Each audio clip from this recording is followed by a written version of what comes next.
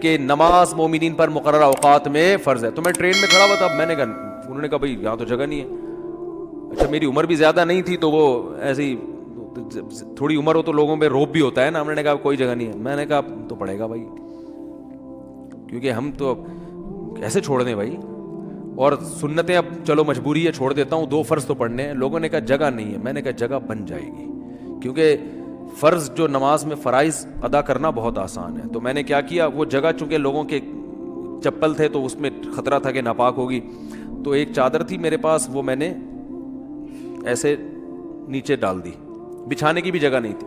نیت باندھ لی, اندازہ پہلے لگا لیا تھا قبلہ کس طرف ہے. نہیں تو آپ آج کل تو موبائل پر ایسی ایپس آ رہی ہیں, اس سے فوراً پتہ چل جاتا ہے قبلہ کس طرف ہے. اندازہ تھا مجھے, رخ کیا ہم نے. اب یوں کرنے میں تو کوئی نہیں رکاوٹ ڈالتا نا, یوں کرو, نیت باندھ لو بھائی. اگر ہاتھ اٹھانے کی بھی جگہ نہیں ہے تو ہاتھ نہ اٹھاؤ, یہ رفع الیدین تو کوئی واجب نہیں ہے. اللہ اکبر کہہ لو اور نیت باندھ لو. ہاتھ باندھنے کی جگہ نہیں, ہاتھ چھوڑ کے کھڑے ہو جاؤ بھائی. سورہ فاتحہ پڑھی, سورت ملائی.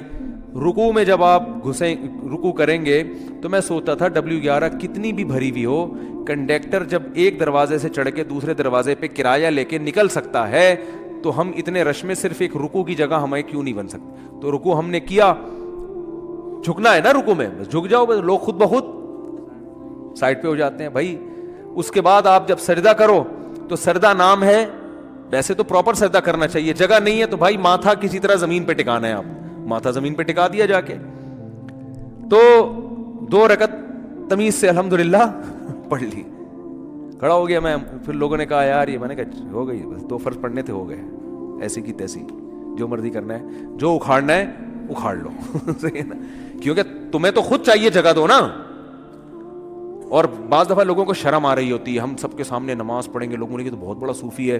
تو یاد رکھو شرم ان کمبختوں کو آنی چاہیے جو نہیں پڑھ رہے, ان کمبختوں کو آنی چاہیے. بھائی تم بھی تو ایمان کے دعوے دار ہو. اگر تم یہ کہتے ہو کہ ہم اسلام کو نہیں مانتے تو پھر پورا اسلام سے رشتہ ختم کرو. پھر آپ وصیت میں لکھو کہ مجھے عیسائیوں کے قبرستان میں دفن کرنا ہے, مجھے ہندوؤں کے میری چتا کو آگ لگائی جائے. ٹھیک ہے نا, یہ لکھ کے جاؤ.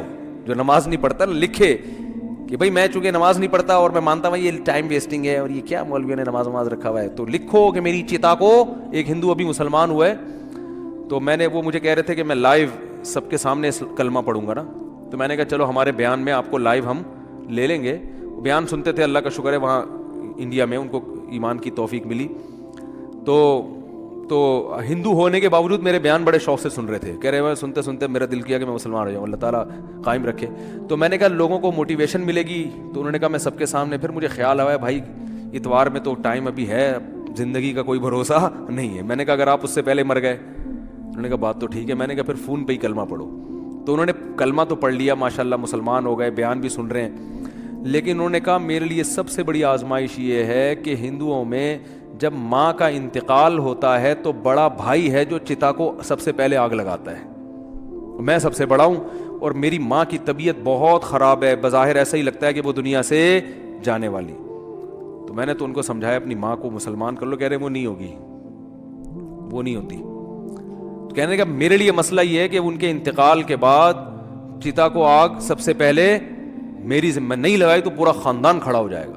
اب ان کا کیس چل رہا ہے, میں نے ان کو مولانا کلیم صدیقی صاحب کا نمبر دیا ہندوستان میں کہ ان سے رابطہ کریں, وہ آپ کی مدد کریں گے. تو ہندو تو چتا کو آگ لگاتے ہیں بھائی جو نماز نہیں پڑھتے. تو آپ بھی اگر نہیں مانتے نماز کو, جو زیادہ تر یہ فواد چودھری معذرت کے ساتھ اس طرح کے لوگ بار بار علماء کو برا بلا کہہ رہے ہوتے ہیں نا, ان سے کو آپ وصیت لکھو کہ میرے مرنے کے بعد کوئی مولوی میرے جنازے کے قریب نہیں آئے گا, میری نماز جنازہ کوئی مولوی نہیں پڑھائے گا. تو یہ سب پھر مولوی سے اگر آپ نے دستبرداری کا اعلان کرنا ہے تو پھر پورا مولوی لیس ہو جاؤ آپ, صحیح ہے نا. تو اپنے مفاد کے لیے مولانا آ رہے ہیں, نکاح پڑھانے کے لیے مولانا آ رہے ہیں, چلو نکاح تو عدالتیں بھی پڑھا دیتی ہیں, جنازے میں سب سے زیادہ تو آپ پھر اپنا جنازہ پڑھواؤ, یا تو پڑھواؤ ہی نہیں, کیونکہ تو مولویوں نے ہی بتایا نا جنازہ ہے, یا تو پڑھواؤ نہیں. اگر پڑھوانا ہے تو مائیکل جیکسن ٹائپ کا کوئی آدمی ہونا چاہیے, لبرل بالکل, جو موسیقی کا, کیونکہ آپ نے یہ بھی ایک دفعہ ارشاد فرمایا تھا کہ علامہ اقبال بھی موسیقی سنتے تھے, قائد اعظم بھی, مولویوں کی طرح تھوڑی تھے عجیب سے. تو پھر کوئی ایسا ہی گلوکار ملک کا جو سب سے بڑا ڈانسر ہو وہ آپ کا نماز جنازہ مٹک مٹک کے پڑھائے. پھر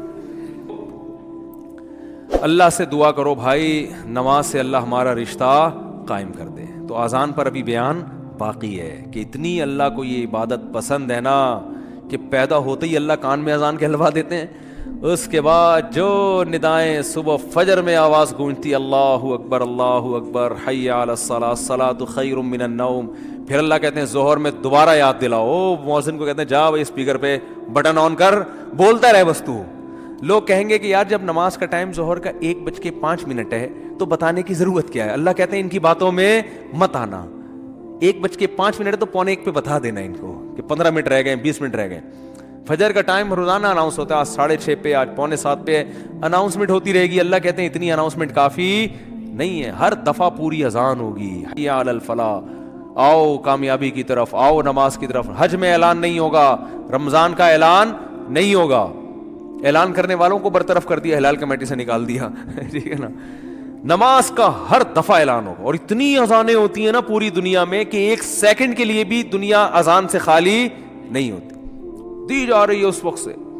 تو یہ اس لیے کہ اللہ کی نظر میں اس کی اہمیت اور ویلیو بہت زیادہ. اللہ کہے گا ابھی اس مؤذن کو کہا صرف ان کو سناؤ, زبردستی کسی کو لے کے نہیں آؤ مسجد میں, ابھی زبردستی کا ٹائم نہیں ہے, ابھی حساب و کتاب کا ٹائم نہیں ہے. تم نے حی علی الصلاح حی علی الفلاح کہہ دیا, اللہ کی کبریائی بیان کر دی, ان کی مرضی آئے نہ آئے. تم گھر تک تھوڑی جاؤ گے بیل بجا کے, بھائی میں نے تمہیں حی علی الصلاح کو تمہیں سمجھ میں نہیں آیا کیا, انگلش میں بتاؤں میں تمہیں؟ نہ مؤذن کے لیے جانا کیا ہے, ناجائز. علماء نے لکھا ہے کہ جب اذان ہو جائے نا تو کسی اور طرح سے دعوت دینا جائز نہیں ہے, کیونکہ یہ اللہ کی دعوت کمپلیٹ دعوت ہے. اب آپ اخپل طریقے سے مائک بھونپو ہاتھ میں لے کے لوگوں بلانے, جیسے بعض جگہوں پہ ہم نے دیکھا مسجدوں میں اذان ہو جاتی ہے, پھر ایک اردو میں اذان شروع ہو جاتی ہے, حضرات اذان ہو گئی ہے, مسجد میں اتنے بجے ٹائم ہے, آپ کو بتایا آپ آ جائیں, مرنا ہے ایک دن اٹھنا ہے, وہ پورا پروگرام شروع ہو جاتا ہے نا. چلو زندگی میں کبھی 1 آدھ دفعہ ہو جائے تو ایک الگ بات ہے, لیکن مستقل بنیادوں پہ بھی بعض مسجدوں میں ہو رہا ہے. ہمارے چھوڑو رہنے دو. تو اس لیے علماء نے کہا اللہ نے پراپر رکھی اس لیے کہ اب دوبارہ کسی اور دعوت کی ضرورت نہ ہو. تو اب اللہ کہتے ہیں اب آنا ہے آ, نہیں آنا نہیں آ, یہ حساب میں آخرت میں لوں گا کہ تو اتنا ڈھیٹ 1400 سال سے فضاؤں میں ہر نماز کے ٹائم پہ یہ ندا گونجتی ہے. نہ سردیوں میں اس میں ناغا ہوتا ہے, نہ گرمیوں میں ناغا ہوتا ہے, نہ راتیں لمبی ہوں تو ناغا, نہ راتیں چھوٹی ہوں. حتیٰ کہ سفر میں بھی اذان کا حکم ہے, اذان کہو, پھر جنگل میں اکیلے نماز پڑھ رہے ہو اذان کہو. یہ ایسی اللہ کو ندا پسند ہے بھائی, یاد دہانی لازمی کراؤ. تو اس لیے بھائی یہ بار بار دعوت اذان کی